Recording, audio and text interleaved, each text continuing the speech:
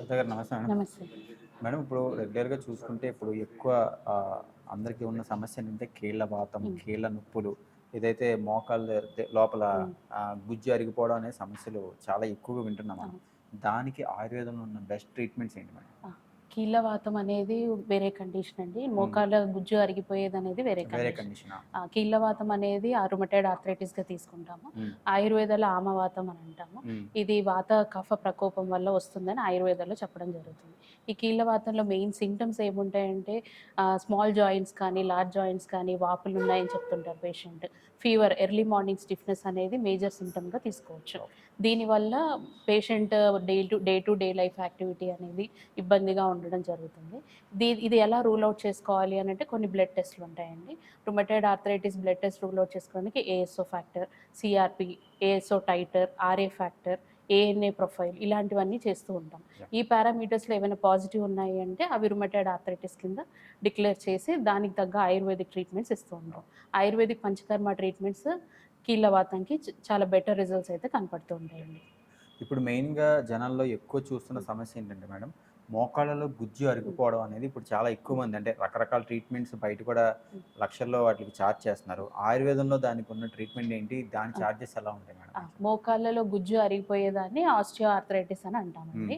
ఈ cartilage issues గానీ, హ్మ్. గుజ్జు అరిగిపోవడం, మోకాళ్ళలో జాయింట్ స్పేస్ తగ్గిపోవడం, హ్మ్. ఇవన్నీ డీజనరేటివ్ చేంజెస్‌గా చెప్తూ ఉంటాం. హ్మ్. ఈ డీజనరేటివ్ చేంజెస్ అనేవి 40+, 50+ తర్వాత వచ్చేవి. అవును. ఇప్పుడు ఎర్లీ 30స్‌లో గూడా వస్తున్నాయి. దీనికి రీజన్స్ ఏంటి అనేది వైటమిన్ డి డెఫిషియన్సీ అయ్యుండొచ్చు. లేదంటే వాళ్ళ డే టు డే లైఫ్‌లో ఎక్సర్‌సైజెస్ చేయకుండా ఇమ్మొబైల్‌గా కూర్చోవడం, సెడెంటరీ లైఫ్ స్టైల్ పాటించడం వల్ల గూడా కార్టిలేజ్ ఇష్యూస్ రావచ్చు, నీ ఇష్యూస్ రావచ్చు. దీనికి కూడా ఆయుర్వేదాలో మంచి పరిష్కారం అయితే ఉందండి. పంచకర్మ ట్రీట్మెంట్‌లు, జానువస్తి, పోట్లీ ట్రీట్మెంట్స్ అనేవి చేసుకుంటూ ఉండొచ్చు. యాహ్! మేడం ఇప్పుడు ఏదైతే మోకాళ్ళలో గుజ్జు అరిగిపోవడం గాని, హ్మ్. కీళ్ళవాతం వీటి బారిన హ్మ్. పడకుండా ఇప్పుడున్న లైఫ్ స్టైల్‌లో హ్మ్. మనం ఎటువంటి డైట్ తీసుకోవాలి? మన ఆరోగ్యపు ఆహారపు అలవాట్లని ఎట్లా మెయింటైన్ చేస్తే మనకి మంచిదంటారు? ప్రివెంటివ్ మెజర్స్ కూడా చేసుకోవచ్చండి. ఆమవాతం గానీ, osteo arthritis, rheumatoid arthritis, obesity ఇలాంటివేవి రాకుండా డైట్ చేంజెస్ ఎలా అంటే ప్రివెంటివ్ మెజర్స్ మనం డే టు డే లైఫ్ స్టైల్‌ని చేంజ్ చేసుకోవడం. లైక్ ముందుగా చెప్పుకున్నట్టుగా ఎర్లీ మార్నింగ్ లేవడం, ఆకలేసినప్పుడే ఫుడ్ తినడం అనేది మేజర్ థింగ్. ఇప్పుడు చాలామంది టైంకి బ్రేక్‌ఫాస్ట్ టైమ్ అయిపోయింది, ఆఫీస్‌కెళ్ళిపోవాలి అని బ్రేక్‌ఫాస్ట్ చేసేస్తూ ఉంటారు ఆకలి లేకుండా. హంగర్ ఉన్నప్పుడే ఫుడ్ తినడం అనేది మేజర్ కన్సర్న్. ఆయుర్వేదాలో మనం అదే చెప్తాం. అగ్ని బావుంటేనే బాడీ అంతా బావుంటుంది అని చెప్పి. సో, ప్రివెంటివ్‌గా ఏంటంటే బాడీలోని న్యూట్రిషియస్ డెఫిషియన్సీస్ లేకుండా చూసుకోవడం, టైంకి తినడం, టైంకి పడుకోవడం ఇవన్నీ మెయింటైన్ చేస్తే ప్రివెంటివ్ మెజర్స్ చేసుకోవచ్చండి. ఇప్పుడు ఉన్న జనరేషన్‌లో హ్మ్. ఏంటంటే ప్రాసెస్డ్ ఫుడ్ చాలా ఆ! ఎక్కువైపోయింది మేడం. హ్మ్. సో, ఈ ప్రాసెసింగ్ చేసిన ఫుడ్ తినడం అంటే హ్మ్. వల్ల కూడా ఈ మోకాళ్ళ నొప్పులు గాని, కీళ్ళవాతం గాని వచ్చే అవకాశాలు ఎక్కువున్నాయంటారా? తప్పకుండా ఉన్నాయండి. ఇప్పుడు డీప్ ఫ్రై ఫుడ్స్, బయట junk foods like pizza, burger, maida related foods కానీ, డీప్ ఫ్రై ఫుడ్స్ ఎటువంటి ఆయిల్స్‌తో చేస్తారు?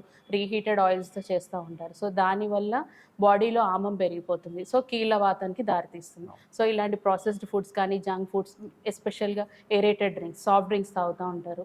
ఆల్కహాల్, స్మోక్ వీటి వల్ల గూడా బోన్స్ అన్నీ అరిగిపోయి కార్టిలేజ్ ఇష్యూస్ గానీ, బోన్ డీజనరేటివ్ ఇష్యూస్ గానీ వస్తుంటాయి. యాహ్! ఇప్పుడు మన హాస్పిటల్‌లో ఇప్పుడు వీటి కోసం ఉన్న స్పెషల్ ట్రీట్మెంట్స్ ఏమున్నాయి మేడం? అది ఆ! ఎంత అఫోర్డబుల్ ప్రైజెస్‌లో ఉన్నాయి?